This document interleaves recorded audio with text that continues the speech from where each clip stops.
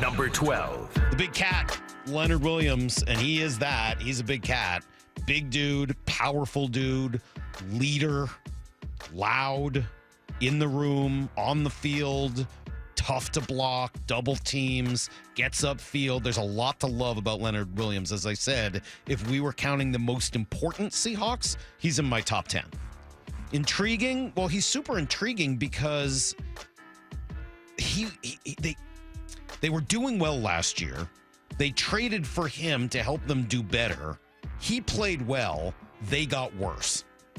It was a great mystery. Well, yeah, that was a big part of it as well. Chenna was out, but he got hurt. He came, and they got worse. And he, we didn't know whether he was going to sign here for after that. He ends up signing a big contract. He was their biggest contract that they gave out this offseason. And after giving up a second-round pick and giving him the big contract in order to pay it off, they need him to now pay it off by having a great season and making that defensive line room great. If he didn't like it here, he wouldn't be here. He wouldn't have re-signed. He had multiple options, multiple suitors. Didn't we talk to him, though? Didn't he basically say, or maybe it was just in the press conference, where he was like, yeah, my agent just told me this is where I'm going. He was like, yeah, I went to Japan. Didn't he go to Japan or something? He went to Japan. And he had to fly back? Yeah, he was like, dude, I'll be in Japan. Figure it out. He said he would have stayed in Japan longer, but he came back to sign the deal once. He's like, I'm in Seattle. Okay, cool. Sounds good. He kind of left it up to his agent to just figure it out. Not really. No. You don't think that's what happened? No, it's usually not how it works. He usually tells the agent, the player directs his employee, who is his agent, and says, I'd really like to be in Seattle. I mean, if it's close, figure it out. And he could, I'm pretty confident he could have got a few more shekels elsewhere. Now, he would have had to pay some state and local and city taxes and a lot of these other places. And when you actually look at no state income tax in the state of Washington, if you're a dollars and cents guy that Leonard is at this stage of his career, you realize, like, okay, sure, they could have sweetened the pot elsewhere. Whatever. Nope, I want to be here too. I like it. West Coast guy, USC, then spent, the majority of his career in the Big Apple with the Giants and the Jets and a lot of losing and everything else. And I remember him talking about that, Salk, like, gosh, I want to taste success. This organization knows success. And then, unfortunately, it felt a lot more like the Jets, the final 10 weeks or whatever that he was here, than it was, I think, what he was hoping and expecting. We list this as the most intriguing guys. I think off the field, he might be one of the most intriguing. I think that's true. He is an eclectic, diverse, fun dude. He spearfishes, and then he goes to Japan, and he has got a lot of different tastes for a lot of different culture and activities and fun. And usually defensive linemen are called dancing bears. It's not many times they're called a big cat. And especially at 6'6" and 290, whatever he is, 300 in length, to be a big cat is pretty representative of how agile he is, how mobile he is, and in this scheme, how interchangeable he's going to be.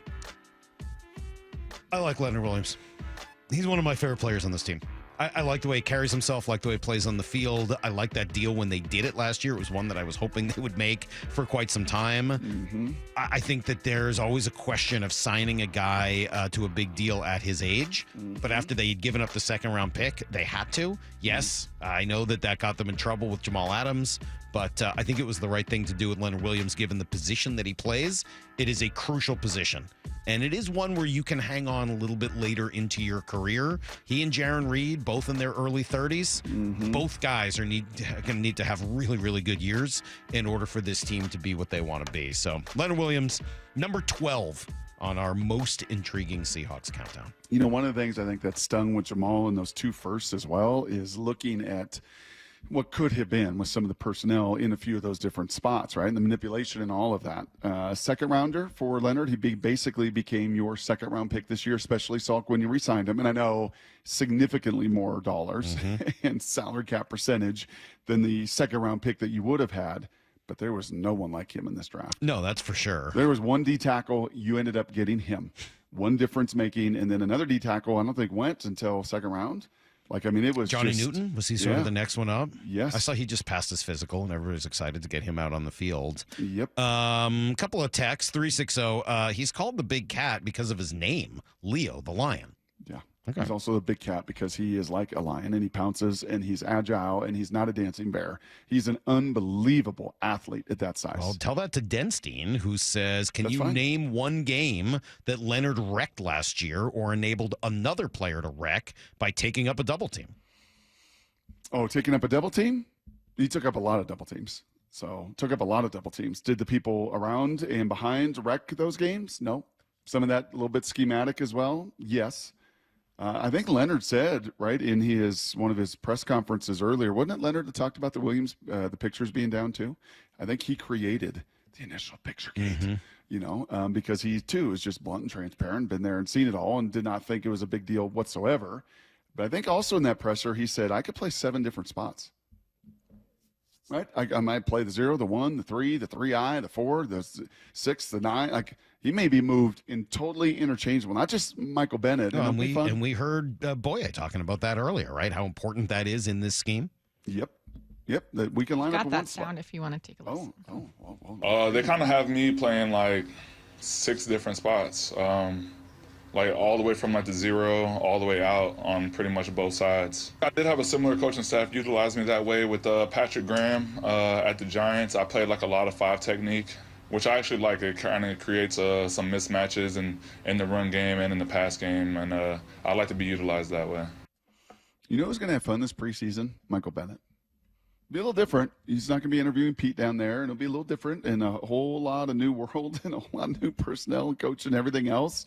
I think him and Dirty could have some fun. I'd like to hear Michael Bennett interview Coach Dirty. I think that'd be awesome. But Bennett's going to love this scheme.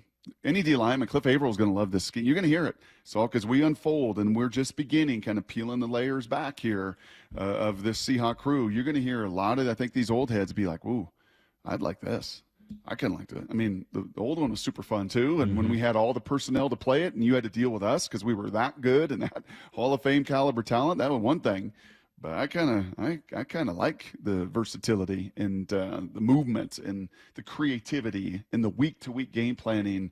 I think you'll find that a bunch of these old heads are going to like this kind of brand of football too. Well, we will all get to experience it for the first time together. Should be pretty fun to get to learn about what it is Mike McDonald is all about, what he wants his team to be about. And one of the first big signings they had was Leonard Williams, who they re-signed here in the offseason, and he is definitely among the more intriguing guys on this team.